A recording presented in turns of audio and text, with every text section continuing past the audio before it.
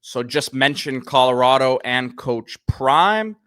They made a big move yesterday, as last night the news broke that the number one defensive tackle, some would say the number one defensive player in the portal, especially after DLineman came off the board a couple days ago. But Jehiem Oatis, defensive tackle from Alabama, big boy. You're talking 6'5", 325, 330, commits to Colorado and Coach Prime.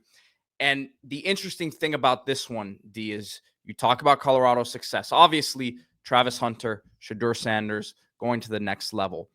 But you talk about building a foundation for the long term. Offensive and defensive line, everyone has said since the moment Coach Prime took that job, if he can get the trenches right, we feel like he can build the skill position talent around that. Obviously, Juju Lewis coming in. Some people say he could be the day one starter over there. But this is a great start in terms of the middle of your defensive line. Yeah, and I think this is exactly the kind of guy you can't get out of high school to Colorado. So defensive line, in my opinion, has always been the separator between the haves and the have-nots in college football. They just tend to go to the SEC or the Big Ten, mostly the SEC, and a lot of them are from that area. I mean, you could not ask for a better example than Oatis, who was a top 100 recruit out of Mississippi, right there in the Deep South. He was about 370 pounds in high school. He actually slimmed down to play at Alabama, also plays some tight end. So guys with that level is 6'5", so the length is there too. Guys with that level of pure size and then athleticism on the defensive line are just rare commodities. They're always going to have significant value. That's why you see these guys, even if they don't succeed, and this guy had some success at Alabama, but even if they don't succeed, they bounce around because they're just hard to get. You look at the Big 12. This guy was ranked 12th in the nation coming out on the defensive line. The Big 12 did not sign any of the top 12 defensive linemen this year. None of them. No team in the conference. So a team like Colorado, if you're getting those guys at least out of the portal, now you're adding body types that are hard to find in the conference. You listen to his quotes here.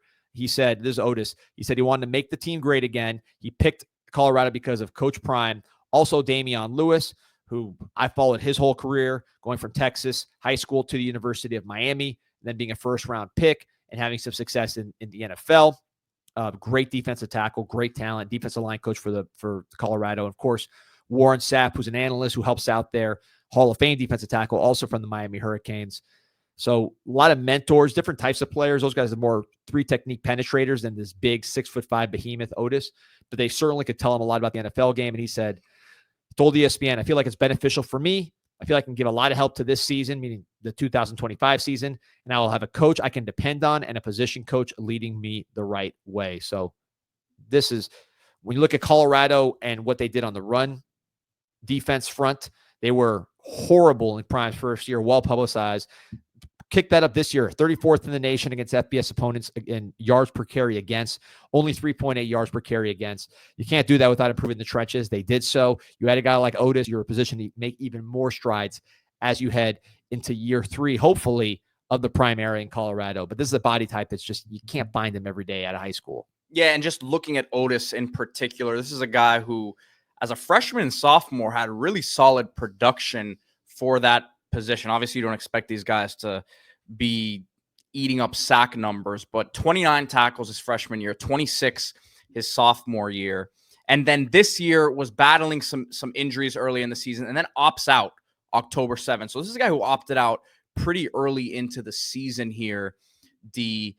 So going to be interesting to see how he kind of rebounds from that, having not really, it's going to have been a while since he'd played football once the season kicks off next year. Defensive tackles, unless they go to jail for life, they're always going to have a chance to play. You know, opting out early is obviously not a crime. Some schools, might not look that well on something like that, but because of the rare physical dimensions this player has, the position he plays, those kind of things get forgiven more easily.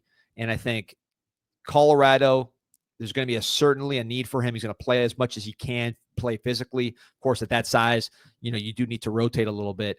But if Deion is going to stay at Colorado, and I hope he does as a college football fan, as a fan of that program, which when I was growing up was the top program or one of the top programs, and is now on in the national conversation. You're going to have a freshman quarterback in Juju Lewis who can help you compete every single year. You're looking at potentially a Caden Salter, guys of that nature coming in as a quarterback. So you're not going to replace Shedeur Sanders, but you could still have a very good Big 12 offense. This position, this defensive line position, is where you could separate yourself from the other teams in that conference.